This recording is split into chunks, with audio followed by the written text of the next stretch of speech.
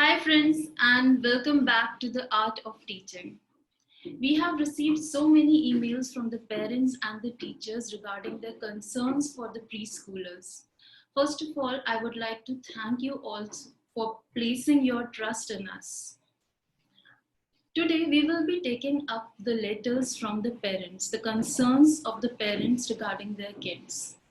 And for that, I have the perfect person connected with whom we can discuss these concerns. Today, I have with me Katherine Murray from Australia, Queensland.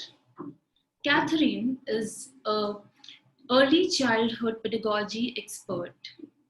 She has an immense journey of around 30 years in which she has played different roles. She has worked as a childhood teacher. She has written a lot of articles about play-based learning, and she has trained the preschool teachers too, which is why I understand that she is the perfect person for this, for with whom we can discuss the parenting concerns. Plus, she is currently writing a book about parenting. So let me welcome Katherine Murray. A very, very warm welcome, Katherine.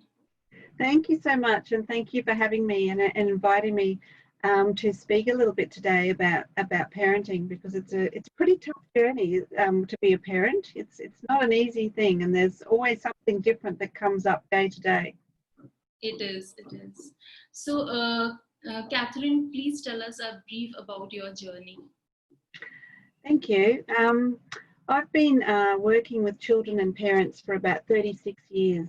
I started off as a teacher, an early childhood teacher, and during that time, about 25 years of that, I did lots of different things and played many roles, working with lots of children, getting to know their families, their parents, and working through lots of different issues that parents had with their children.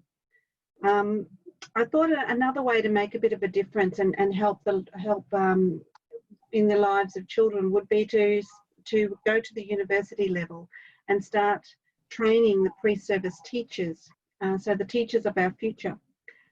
So I did that for about 10 years or so, and I still do that on a casual basis. And 4 or 5 years ago, I developed my own consultancy company, where I talk to early childhood educators, and I work with parents, and I do a range of different things, trying to build the skills of parents and also build the skills of the educators who work with young children. So, my goal is to help people to give children the very best start that they can. So that's what drives me to do what I do, and I love it because I get to talk to really interesting people like you and discuss all sorts of things with people from all over the world. And when times are a little different, when the planes are flying, I usually travel overseas. I speak at conferences, and I work globally, not just in Australia. But at the moment, it's great that we can do things like this online and connect via the internet. So that's a blessing, I guess, in this time. Exactly. About the parents.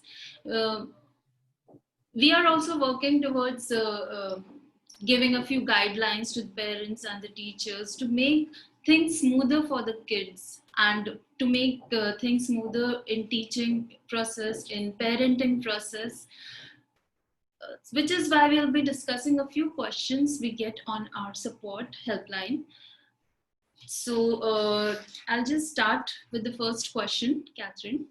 Yes. This question is from Neha Singh from Delhi. She says that my child keeps dropping things every now and then, and he gets hurt very frequently by banging his head or leg in furniture, etc. How should I help him? Okay, so this is an interesting question, and I just want to start with something for all parents that are listening, not just particularly about this question, but I want to first acknowledge the great work that you already do as a parent.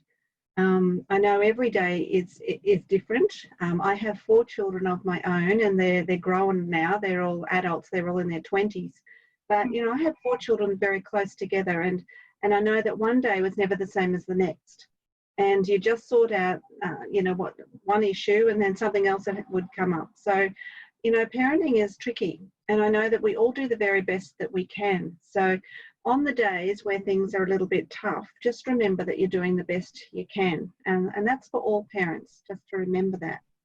Now, this particular question about dropping things and walking into things and that sort of concern, I would think that a good place to start is to have your child's eyesight checked. Take him and see if his eyesight is okay, because maybe that's the problem.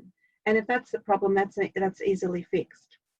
It might also be that his coordination may not need a little bit of practice, and to build the coordination skills, you can play catchy, throwing balls backwards and forwards to each other and just playing catchy with him, so that he has to coordinate a little, or asking him to do particular things, you know, walk around the table and then climb, you know, through the chairs or something, and play a game with it, so that he's getting to work out where his body fits in the world as well.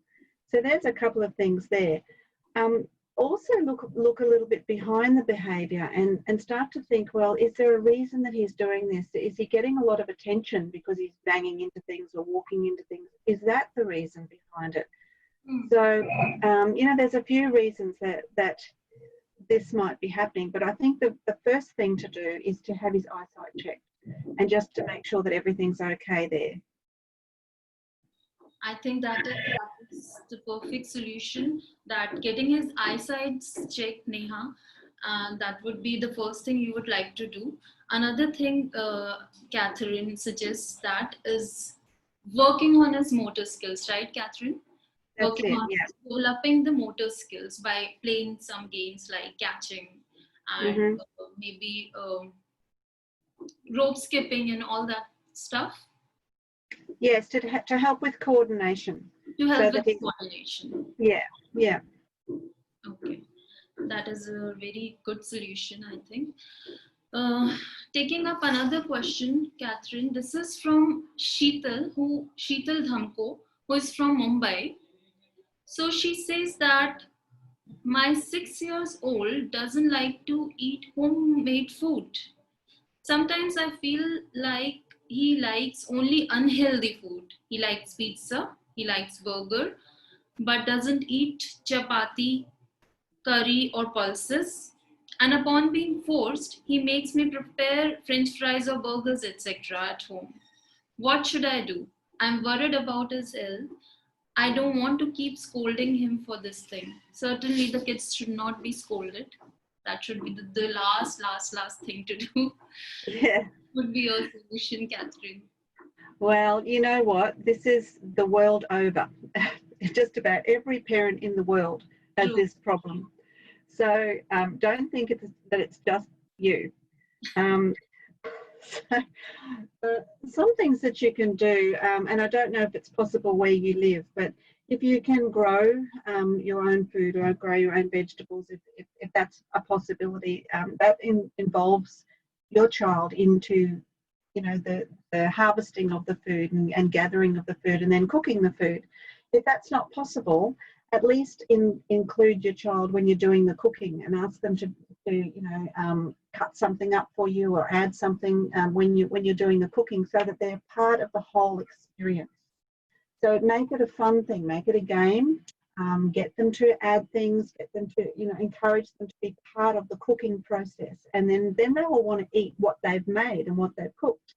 And when they are eating what you want them to, make sure you comment on that and say, oh, I love that you're eating all of this healthy food. And, you know, you can talk about what it is, the curry or whatever it might be. You can talk about that and say, what can you taste? You know, how does it feel on your tongue? You can talk a little bit about that.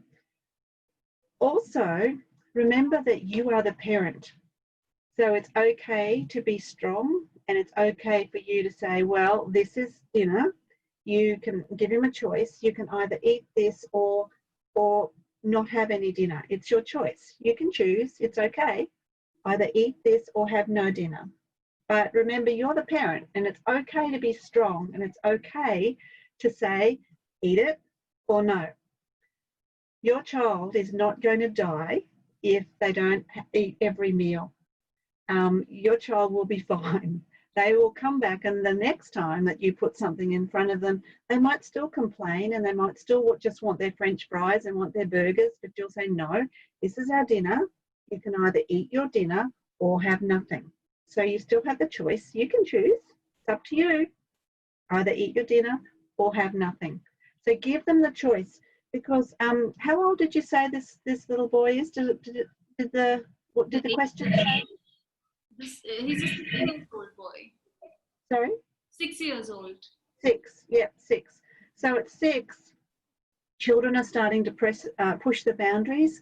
At 6, they're starting to develop and they think they know everything. At 6, at 5 and 6, they think, well, I know everything. You know, I'm 5 or I'm 6. I know everything. What do you know? You're just the mother or the father. What do you know? So don't fall for that. Don't fall for that trick, because they are still children, and it's okay for you to make a boundary and be firm with it and say you eat this or you eat nothing. But you can choose. If you say it's your choice, they still think they're in charge. They will still think, okay, I'm actually deciding what I'm going to eat. I'm either going to eat this or I'm going to have nothing, but I can choose. I can decide. And I'm 6, so I can choose. So it helps to build that self-esteem and that self-confidence up, because they still think that they're making the choice, even though you are really, because you've given them the choice of eating the food or not. So you're really making the choice, but they think they're making the choice.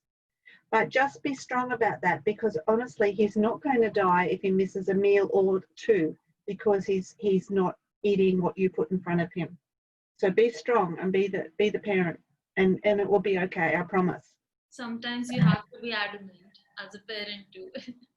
Not always pampering them would work. Yeah, and with the scolding, you don't need to. You don't need to scold them. You don't need to talk about it. You just need to give them the choice. You can eat this or not. It's up to you. And leave it at that. Don't keep talking about it. Leave it at that. What if he doesn't eat? That's okay. He doesn't eat. No, I don't like this curry and dal. I don't like it. I won't eat it. And all I'll have is a pizza. Yep, but you're not going to give him a pizza. So there's no other choice. It's this or nothing. So they're your choices. So there's not this or pizza or a burger. Which one do you want? It's this or nothing.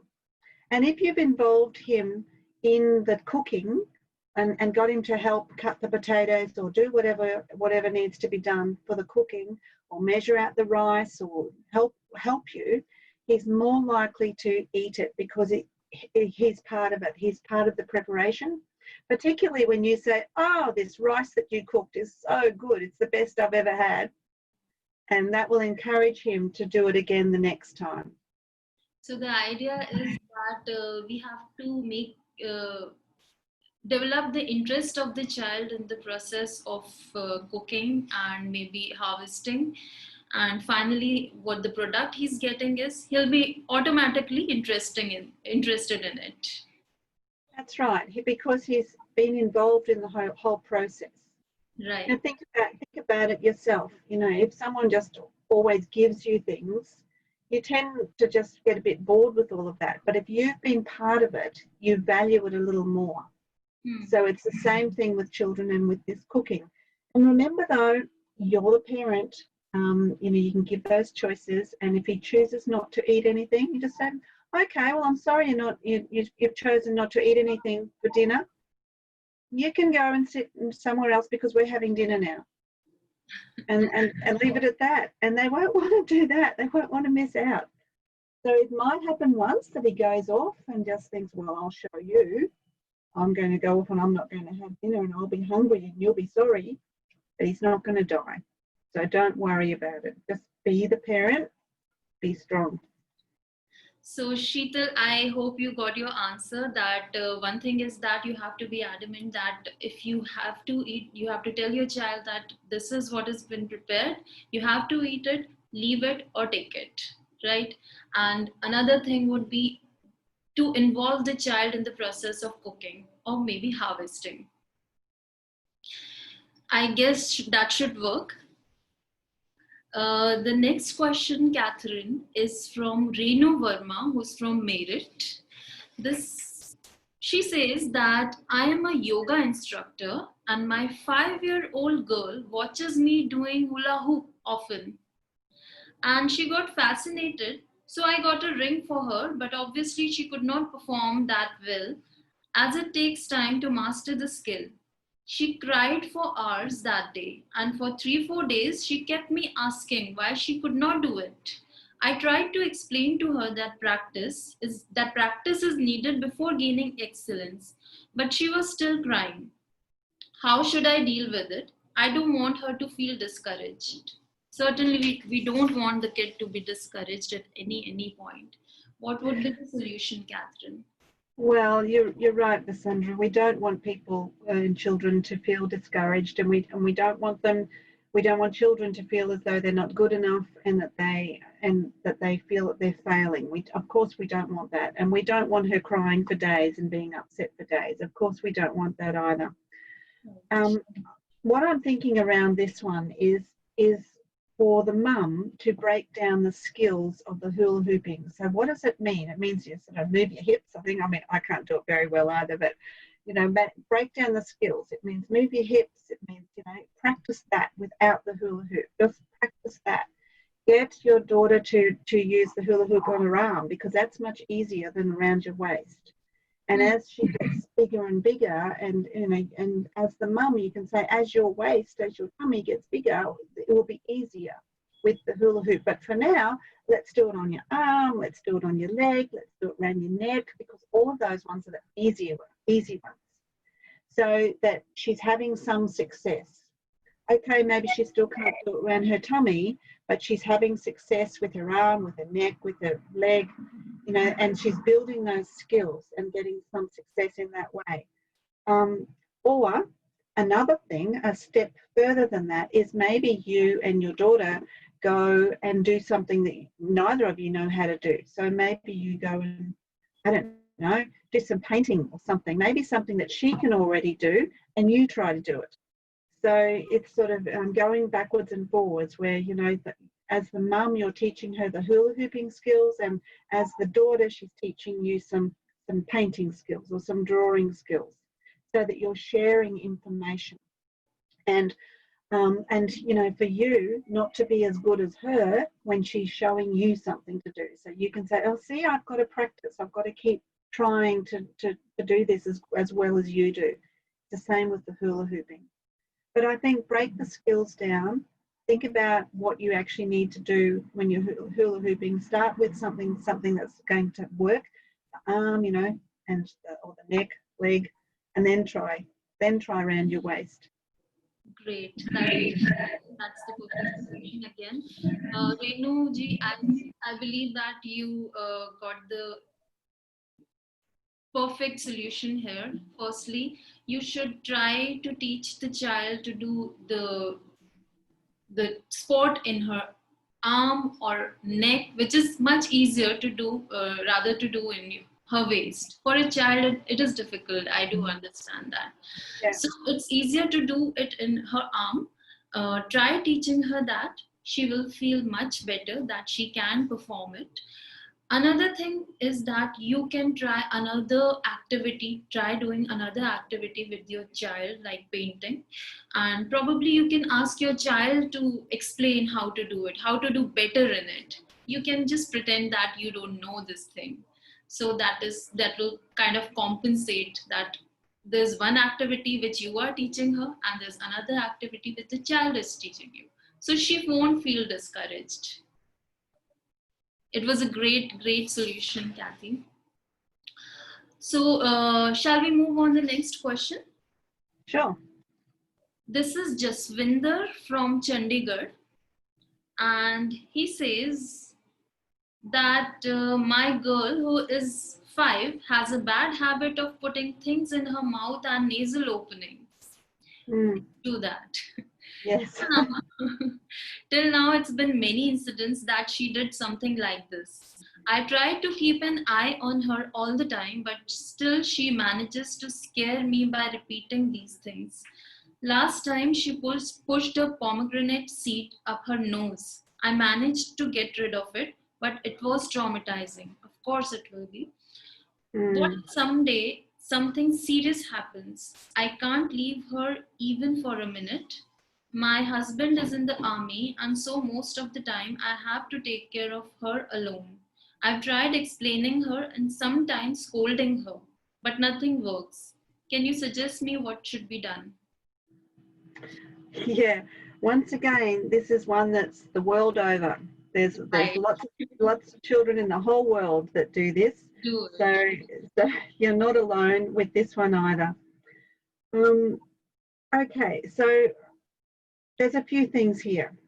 Again, around 5, children are going into this power struggle with their parents. You know, as I mentioned in one of the other questions, you know, when children are 5 or 6, they think, yeah, I know everything. You know, I should be in charge of the household because I know everything because I'm 5. So it's that's just normal development. It's normal child development that they're quite egocentric around that time. That means they think everything revolves around them. They are the most important in the world. So that's fairly standard with all of the children and all of the issues that we've been talking about tonight, because we're in, or today, that's the age bracket that they're in. So I'd be wondering what the reasons are behind your child putting things up her nose. Is it to get some attention? Is it because she's bored? Like, what is it? I'd be trying to work out why is this? When does it happen? So I'd be thinking back, when does it happen? Does it happen just when Dad goes away because he's in the army and he works away? Is it because he misses Dad, or she misses Dad? Is it because she's after attention because Dad's not there and she wants more attention from you? Is that what she's trying to do? So I'd be looking at the reasons behind this behaviour and trying to work out what's causing it. Once you've worked out what's causing it, you can do something about it. I also think that to reduce her doing this, when she doesn't do it, to comment on that and say, oh, I see that you're breathing really well, and that's great that you're not putting things in your nose. That's fantastic. I'm so glad that you're not doing that because it's really not good for your body. And making sure that you comment when she doesn't do it. So you're reinforcing and giving her attention when she doesn't do it, rather than just giving lots of attention when she does do it. And I know that this is a really worrying thing, and you feel that it's really dangerous for her to be putting things in her nose or even in her mouth. And you're right, it's not something that we want to happen. But look for the behaviour and look at why she's doing this behaviour, and then compliment her or comment on when she doesn't do it. I think too, if you took her to a doctor and a doctor talked to her, so someone outside the family actually said to her, this isn't good for your nose, it will hurt your nose, and then you might breathe it in and it goes right down into your lungs, and it's not a good thing, and that probably won't happen, but she doesn't know that. It's not good for your body. So I'll try those two things. And I'd explain the reasons behind it's not a good thing, and it's these things. Sometimes things are dirty and they go into your nose, so you get germs in your nose, and that might make you sick. So you can talk about those things, but I think really look at what's happening when this occurs. Is it just when Dad is gone? Is it when it's nearly time for Dad to come back? Is it when she feels like she's not getting enough attention? Is it when there's lots of other people around and maybe your attention isn't focused on her? Although I know you said in the question that you have to focus on her all the time. If that's the case, find other ways to focus on her. Talk about how pretty her hair is, or talk about, how to plait her hair or do something with her hair. Talk about something else so that you're giving her attention rather than the attention of her putting something in her nose. How does that sound, Vasundhara? So, first thing you suggested that we need to know the reason behind it. Mm. Can there be some issue with the child? I mean, some emotional issue maybe, or maybe I, she's trying to capture the attention of the parent or anyone around her. yeah, I don't think there's a serious issue here. I think it's more about wanting attention, gaining attention. So and of course, you know, if a child puts something up their nose, of course you have to be alarmed. You say, oh, quick, we've got to get it out, or let me try and get it out. There's a lot of focus and there's a lot of excitement. There's a lot of attention on that child because it's potentially dangerous. And so, you know, there's a lot of attention, right? So try and replace that type of attention with some other attention. So I really like the way you're putting your shoes on today. That's so good. Look, I didn't even have to help or anything. You're doing it yourself. Oh, you've got your bag ready and you've gone and gotten the other things that you need to go to school today. And look at the way that you fixed up your bed today. And, you know, so give lots of attention about doing other things so that the child is getting lots of attention by not putting things up their nose. And if you do have to extract something up their nose, try to do it without a lot of talking. Try to just do it. Don't give a lot of focus to that. So just hold it face, you know, pull it out, but try not to talk, try not to say anything, try not to give it a lot of attention. Take it out, throw it away, and then say, oh, look how well you put your shoes on. So you're giving attention to what you do want rather than give attention to what you don't want. Wow, that was really, really insightful. So, Jaswinder, she suggests that maybe the child is craving your attention.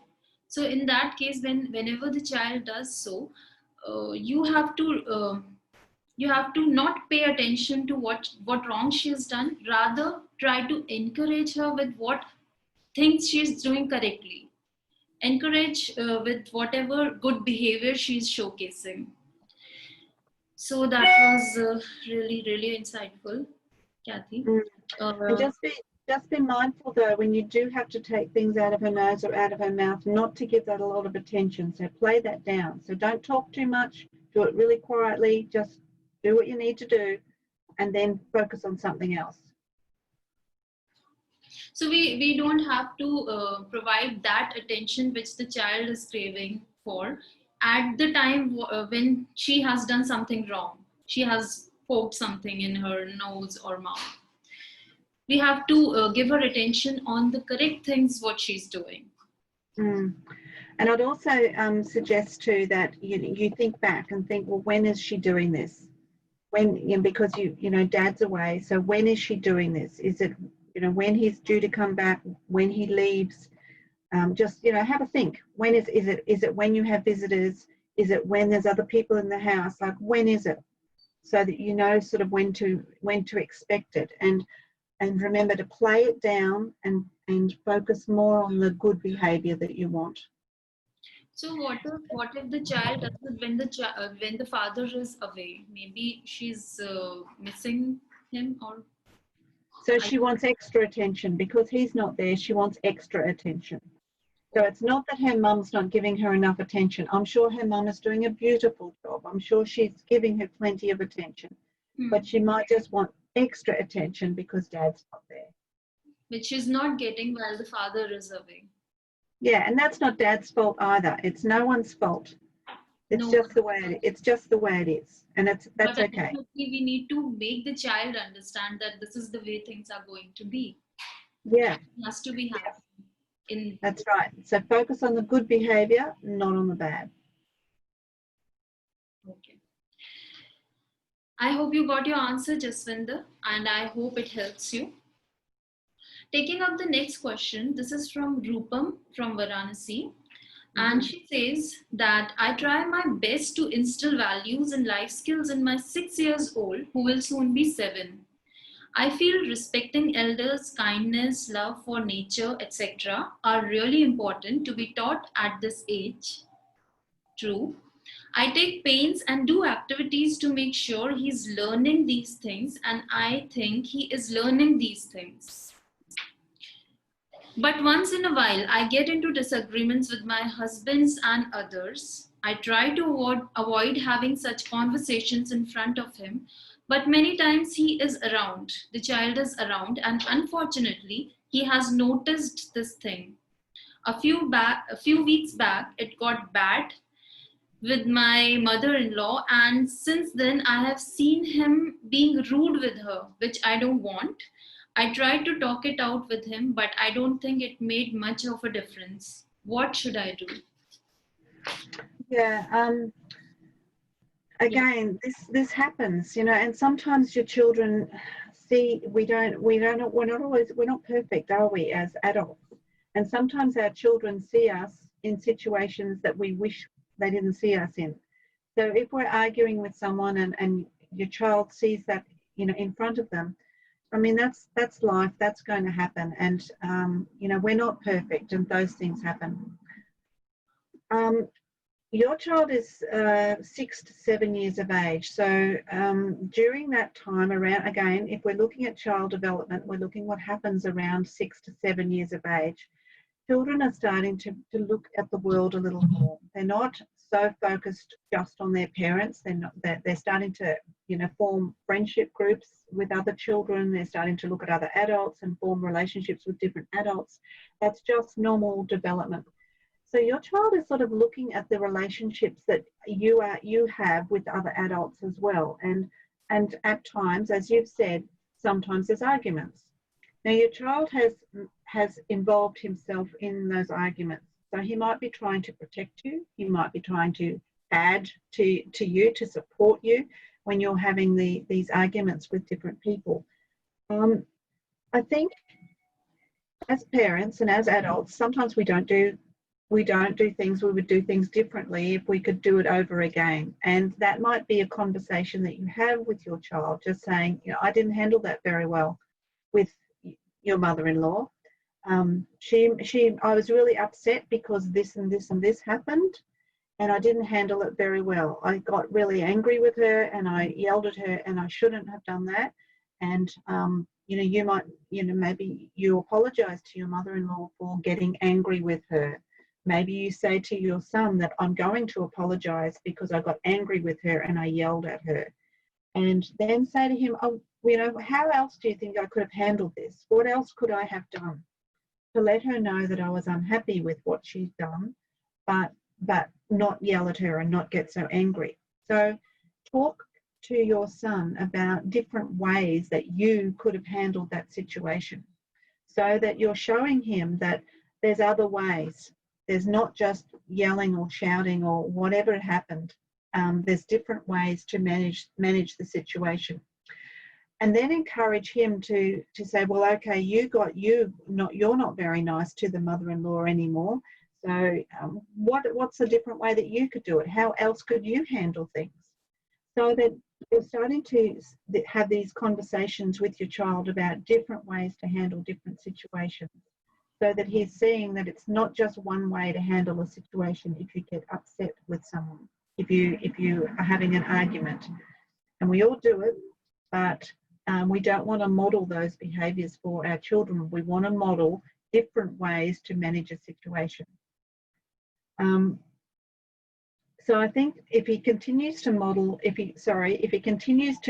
himself in the arguments, or to say things when an argument is happening, I think you might need to be the parent and just say, this isn't an adult discussion. You mustn't say anything. If you're going to stay in the room, you need to be quiet, because this is an adult discussion. Otherwise, you need to go outside while the adults talk, because it is an adult conversation. And young children's brains aren't as developed as adults, of course. So the things that we say are misunderstood or understood in a different way by a young child's brain, because they don't know, they don't understand. They're still trying to work out the world. So what he hears might be different in his brain to what you actually said and what you meant. So sometimes children shouldn't hear adult conversations because they don't understand the conversation because of the development of the brain. Right. So I would be encouraging you to ask the child to go out. Right, right. So that means the first thing which you should take, any parent should take care of, is that the child should not be around in such times. One thing is that. Another thing would be to maybe in the situation, you can apologize in front of the child, apologize to your mother-in-law or your husband in front of your child, so that he understands that the thing has been repaired now. So there need not be any hard feelings for anyone around, right? And what you suggest, Kathryn, is that the best way is to talk it out, right? And just to brainstorm different ways and say, oh, I got really upset with dad, with your dad the other day. I probably shouldn't have said what I said. What do you think what else could I have done? I think I should have walked away and calmed down and just come back and spoken to him kindly. Or maybe I overreacted. Maybe I was just feeling I was tired, so I overreacted and I was shouting because I was actually tired. You know, and explain the motives behind the behaviours. But most of all, I think because children don't understand the same as we do, this is an adult conversation, and you need to go outside while we adults have this conversation, but also to model different things yourself, because we want to make sure that there's a good relationship between your child and the mother-in-law and the dad and you. You know, we want to maintain those relationships. So to share some of the reasons that you were angry might help, but also to say, you know, it's an adult conversation. Right. So you need to make the child understand that this was an adult conversation, and firstly, they cannot comprehend well, so they should stay away from these whenever such conversations are taking place. Firstly, the parent should be aware of the whereabouts of the child in such times, and secondly, the child can be explained if something such thing he has seen. Then the child can be explained that this was the problem and it has been sorted now. Yes, that's right. And everybody's happy. The relationship is fine. We're all good. Yeah. It was just a conversation. Right. So Kathryn, those were really, really good solutions, and I hope all the parents whose questions we have taken up today have got their solutions. Friends, we have got so many questions, and of them we could take only a few today. We will be taking up the other questions also in our coming episodes. So keep writing about your concerns. Uh, Thanks a lot for connecting, Kathy. Thanks so much. And the solutions you provided were really, really, really well. And I hope they all got their answers today. And we are looking forward to your parenting book, the releasing of your parenting book, so that we can get new insights about it. Thanks a lot. Thanks for connecting. See you. Thank you. Thank you. I've had a lovely time with you. So thank you. And yes, the parenting book should be out next year, early next year, I hope. I've got to get myself busy writing the rest of it. So I've had a good start, but I need to do a little bit more. But it's been my pleasure and my honour to share with you some insights today. So thank you very much for asking. Thanks a lot, Kathryn.